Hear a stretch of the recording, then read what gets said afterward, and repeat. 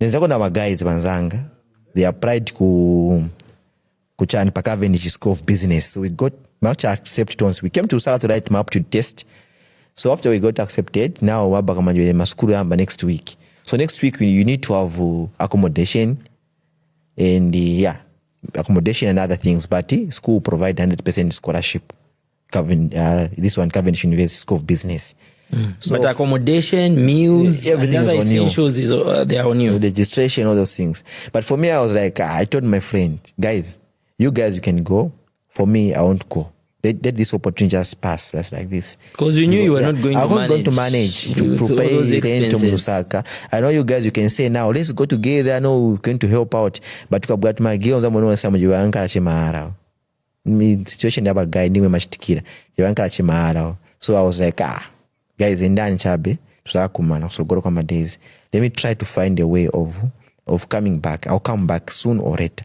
If not today, not tomorrow, or next year, or the other day, but I'll come back, sure. So then I went home. So I was listening at my headset. I was listening to a certain gospel song. So while listening to that gospel song. Do you remember the song? Yes, I always listen to it of most of my time. What song was that? There's that song, Ati inende mwitaresa uwaruso rwingi omfwa ukurira kwandi inendeke nifye mwite. This is a song, I like this song. Is it by Felix?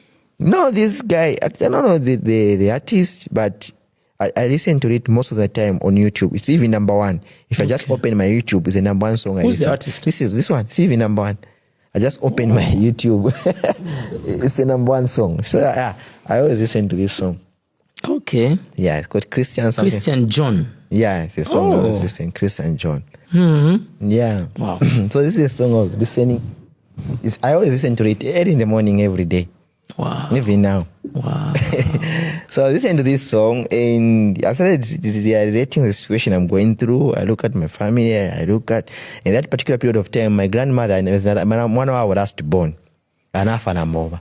So after half an hour over, but he was still breathing, but what was one drama transport, clinic, and I see the road. So all those situations, they're just running in my mind. And I was like, I'm very young to think like this. And I'm very young to be stressing too like much. This. What am I going to do? But there's something whereby I was like, Appa, I think ending your life is good. I started thinking in those areas like, let me just finish my life. Maybe I'll be happy that side. But again, I was like, I have a life to build. And these people, again, if you look at in my family side, I'm the only guy who went to school even coming out with a good grade. I'm the only one. Yeah. So the next thing is, I didn't have a smartphone. My first phone, I bought it in Dubai, the big one. Wow. My first phone is in Dubai. So I didn't even have a big smartphone. So I had my friend Owen. Yeah, Owen is at NRDC, Owen Munkombo. So I was like, bro, give me your phone. Let me just write something. Can I log in my account? So I used to log in. If you have a good phone, I would say, I'm asking, let me log in. Then you want to go or log out. That was my system when I'm using Facebook. So I got this phone. I didn't have a page, actually. It was just my normal account, Chris Kadam. Facebook account. Yeah. So I wrote a statement. I was like, I'm kind of asking for help. If anyone can help me, I've suffered so many times in my lifetime. And I don't see any help. I've tried to apply in different areas and different angles, but nothing is working out. So I'm kind of asking if anyone can help me in one way or another. There's something I just wrote from my heart while listening to that song. Oh, so you even talked about your school? Like how I wrote, I posted my result, I posted the Uber. I posted by Facebook. We didn't even need. So you would post the pictures of you myself while pushing a wheelbarrow. Result in a story. I just wrote. I know the English was not good, but you know how God makes things work. Everything looks perfect. I didn't even know. But then never gone for that same night. I even slept early. So Kuseni, someone called me say you are trending. Chris, you are trending. What we saw something per Facebook. Where there are this Zambian report. So Zambian report shared it. He shared it. So it went viral. So when my page when they cut it into and then they shared in my group.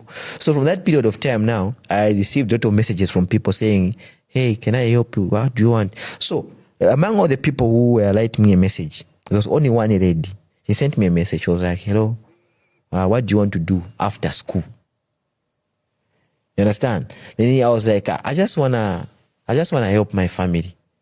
And I don't know if I can mention her name, Madame Lorraine. I just want to help my family. She was like, okay, in what way? Do you want to go to university or you want to work? So I was like, anything that comes first, I'll do it. What I need is only to help my family from this poverty thing. I'm tired of suffering. So she was like, can you work abroad? Now, that's where it started. Can you work abroad? I said, yes, I can work. Because I'm desperate. Then she was like, me, I stay in Dubai. I'm Zambian, but I grew up in Zimbabwe, but currently working in Dubai. Can you take the risk and come and work? I said, sure, I can take the risk. So I had to take the risk. They started saying, do you have a passport? I don't have a passport. So I had to go and process a passport. Kurusaka, name of Tago passport. Praga choke. So she booked my flight. Then the third day, told my parents, I told everyone, my grandmother, everyone, that my relative close, that I'm going to Dubai. I got some job to work. I didn't have any picture for Dubai. I was like, I'm that side. Then the pie, it was something whereby I was ready to die. Because as a man, you need to reach at a point in life whereby you're not afraid of anything if you want to win. You remember the story of Jeremiah? Because God called Jeremiah and said, Jeremiah, go and preach the gospel. And Jeremiah said, I'm very young, I cannot go. And the Lord says, me, I knew you when you are not yet born. In your mother's womb, I knew you, Jeremiah, so go and preach. And Jeremiah went to preach, and everyone repented. So I was like, I'll go. If he kwenda pajana kwenda pamanzi ija, anza kwenda pamanzi kadumwira nshina dumwira. So now I was actually explaining the situation. They said, no, don't go, don't go. So actually I went without listening to anyone. And those days I remember because, not even just those days, even before that, when you hear Dubai, nikuja tu kukweba magurisa maezi vasatanizimu vama sacrifice sha nindi kweba maenda bantu kupanga ma sacrifice bafuna balemele. So you may think that bangagushite sacrifice. Yeah, that was in my mind because nimuna kuria netizang. Meanwhile, that city is the most wealthy city in the world, if I can say, Dubai. That's where rich people are. When you want to experience real wealth, you need to travel to Dubai. I see the people when they go to Dubai from there, they feel nice. They went to Dubai because they see Asia, nice life. So as the poor mentality, we know that anything which have to do with luxury, satanism. So it's exposure is very important. So now and I saw what is happening there, and I've been there for 4 or 5 years, and I'm still staying there. Wow! So that's how you went. That's how I just took the risk. I took the risk. And I went, now when I went to Dubai, I was just traveling, because that time there was COVID. So you need to use South African Airways, then you go Kenya, then you connect to Dubai. So when I was traveling, I reached this El Tambo International Airport. I was very small. And bag suitcase. So they was like, now this guy is carrying drugs. So they took me for scanning, whatever. They saying this guy is carrying drug. I suffered. I was supposed to go to Dubai in the next 2 days, but I stayed at the airport for 2 days without eating, without anything, stress all over. They're saying I have diamond in my stomach. And it was a very big issue. It was a very big issue. And I was crying for 3 days, crying. And now I was like, if I call someone, because I had a phone, if I call someone, they will say,